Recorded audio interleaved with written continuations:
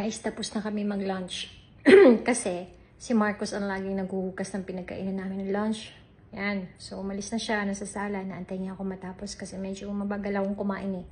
Yung may kita niyo ito yung pinagkainan namin ah. Ayan o. Ayan.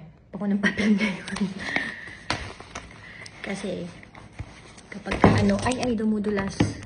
Pagka ano, ay. Ayan. Kaya, pag maraming hugasan. Pero nagasan ko na iba eh. Lulakuhin ko siya ngayon. Para hindi niya ako marinig. Tumikip. Hanap ako ng notebook. Wala akong papel dito nito sa kanan. Ito, pupunit na lang ako.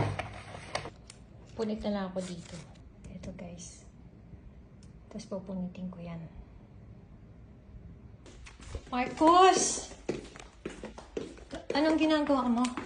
Asan ka? Ay, mag-aaral. Mag-aaral, oh. May 2 papers, right? May nakasulat dito. Di ba ikaw naghuhugas lagi ng pinagkainan natin for lunch? Yeah. Isa pili ka kung sino mabubunot mo siya maghuhugas. Ilang tao dito? I can see it. Marcos and Marcos. Ay!